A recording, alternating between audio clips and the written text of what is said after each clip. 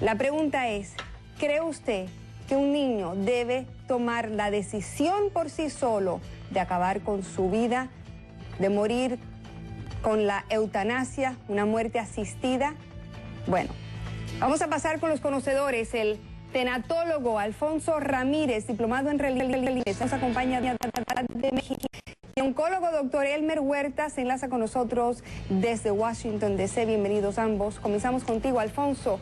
En algunos estados europeos, e inclusive aquí en los estados de Oregón y Montana, se puede practicar una cierta eutanasia pasiva, una cierta tolerancia al suicidio asistido, con la condición de que se respeten algunas reglamentaciones. Entonces, ¿por qué sigue siendo este tema tan álgido? ¿Por qué nos cuesta hablar de la muerte en general y mucho más aceptar que sean las propias personas las que elijan su muerte? Adelante. Sí, Mercedes, ¿qué tal? Es un tema muy difícil porque abarca lo que significa la parte más complicada, más difícil, que es la muerte, la vida misma, pero viene el momento final de la muerte. Se dejó diferentes aristas y opiniones.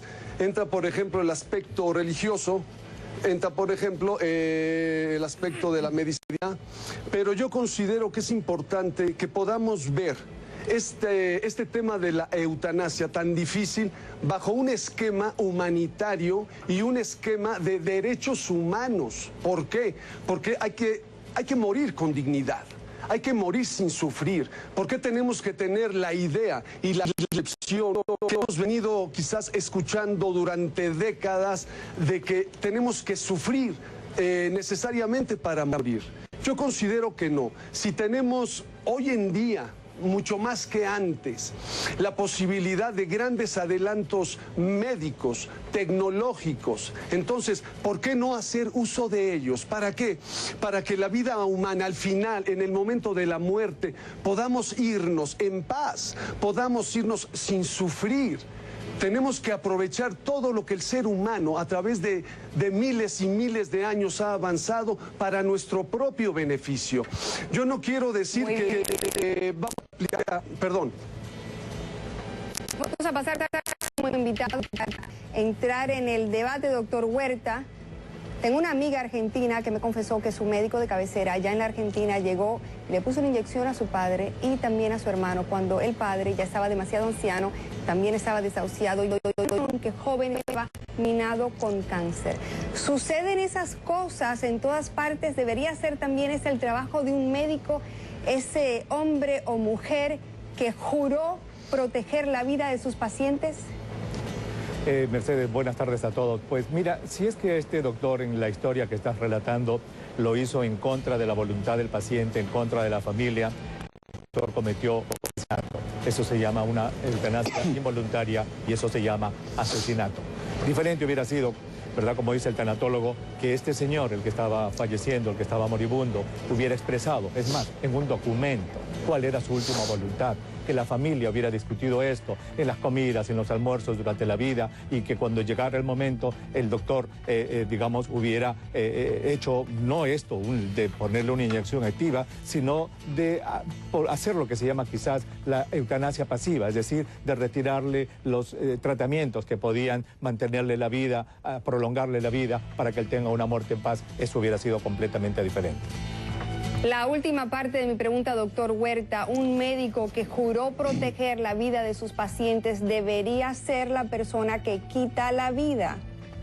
Pues yo creo que no, yo creo que un médico debería de siempre proponer la vida, pero estamos en una sociedad tan diferente, Mercedes, de la sociedad en la que hemos crecido, muchos de nuestra generación. La voluntad del individuo es el centro de muchísimas sociedades. Esto existe en Bélgica, existe en Holanda, en los Estados Unidos hay 4 estados que ya permiten lo que se llama el suicidio asistido, de tal modo que estamos evolucionando como sociedad. Ahora no sé si estamos evolucionando bien o mal, eso no me corresponde a mí decirlo como médico, pero yo creo que es importante que este tipo de discusiones se pongan al aire para que la pregunta, doctor Huerta, para los dos, Alfonso, Huerta, la pregunta para ambos: ¿cómo se le puede poner a un niño, a un ser inmaduro, que quizá no comprenda la naturaleza de sus decisiones, a tomar este tipo de decisión, a que elija su propia muerte. Vamos con México primero.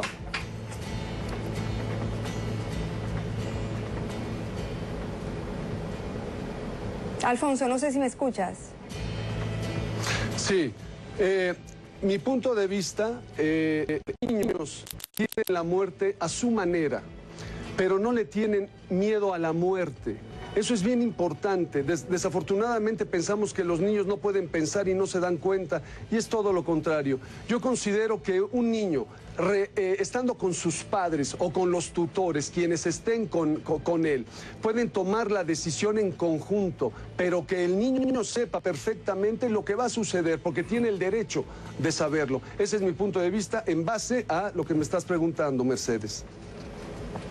Doctor Huerta, pues mira, no sé qué tipo de sociedad es la que obliga a un menor a tomar una decisión que para muchos solo le pertenece o a un ser divino o a la propia naturaleza o quizá como máximo a un adulto. Exactamente. Pues te cuento una anécdota, Mercedes. Yo veía pacientes con niños cuando empecé mi carrera de oncólogo en el Perú, y nunca me olvidaré, y siempre se me ha quedado en la mente el caso de este niñito. Tenía 9 años de edad y en esa época no teníamos los modernos aparatos para dar quimioterapia y teníamos que hincarle las venas a cada niño. Este niñito, cuando entrábamos con la enfermera, un día nos dijo, ¿saben qué? Le dijo a la enfermera, por favor, hazlo de una vez, pero no te equivoques, porque si no, yo voy a llorar y mi mamá, que está afuera, también va a llorar. Yo no quiero que mi mamá llore. Esa madurez de este años de aceptar el tratamiento de quimioterapia y hacer algo para que su madre no sufra, realmente para mí fue un flash que me dio a entender de que los niños maduran muy rápido, sobre todo cuando tienen enfermedades crónicas, enfermedades incurables, Mercedes. Muchísimas gracias a ambos. Alfonso Ramírez desde la Ciudad de México, doctor Huerta desde Washington, D.C., para que sepan. Gracias. Hay por lo menos una docena de países que ya tienen algún tipo de ley al respecto. Albania, pues acepta la eutanasia voluntaria si se considera legal en ese país desde el 99. También Alemania desde el 2010, ahí se acepta la eutanasia pasiva con consentimiento del paciente. Canadá, es ilegal, pero un enfermo puede expresar su voluntad de no mantenerse en vida artificialmente.